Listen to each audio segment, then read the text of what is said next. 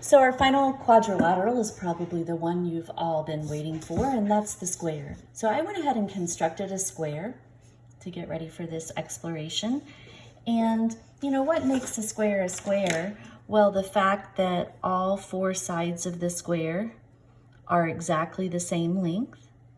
Again, you have a lot of prior knowledge of a square, and the fact that each of the angles in the square is indeed a right angle, okay?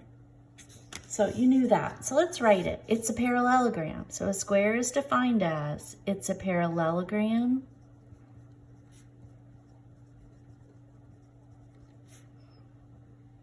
with four congruent sides and four right angles.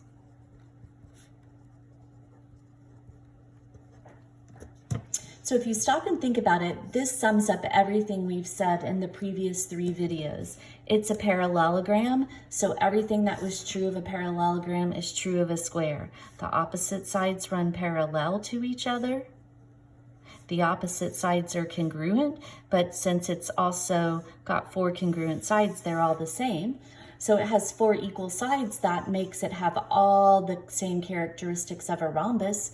And then we also know that it has 4 right angles, so that's going to make it have all of the characteristics of a rectangle. So a square is a rectangle. A square is a rhombus. A square is a parallelogram. It's all of those things. So every square could also be called one of these names and we would be correct. But we certainly can't call every rectangle a square. Not every rhombus is a square, so it doesn't work the other way. But every square could also be called any one of those names. All right, so here's some of the ways you'll hear a square described. It is an equilateral. So remember, equilateral means that all the sides are equal. It's an equilateral rectangle.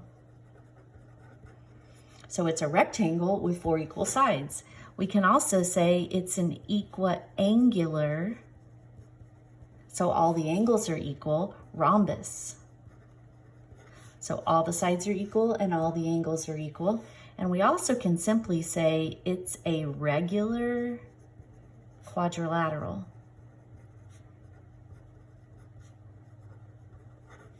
And remember that regular means all the sides are congruent and all the angles are congruent. So a square checks all the boxes. So the only characteristics that aren't true of the square are those of the trapezoid and the kite that we looked at first. But after we saw the kite and the trapezoid, we moved into parallelograms, and all the other quadrilaterals we've studied have also been parallelograms. So let's just go ahead and do one square problem together. Let's just do number 11 on page 5 in our packet. Number 11. So FGHI is a square. So remember, that means all the angles are right angles. And what do we know about the diagonals? Well, we know that these are right angles. And since it also behaves like, because that's true in a rectangle, and since it also behaves like a rhombus, we know that these right angles are bisected. So all of these pieces are congruent to each other, and half of 90 is 45. So in order to solve for x, we're going to take the 7x plus 3 and set it equal to 45. Subtract 3 from both sides, and 7x equals 42. Divide both sides by 7, and x is equal to 6. Okay?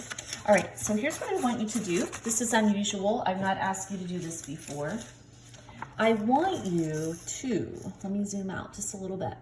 I want you to pause the video, and on your paper, I want you to copy down everything basically between the 2 pins.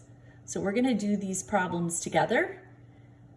And it's not just straight up matching, you're gonna choose all that apply. And this will really help us summarize the characteristics of some of these special quadrilaterals. So copy that down and we'll do these together whole class.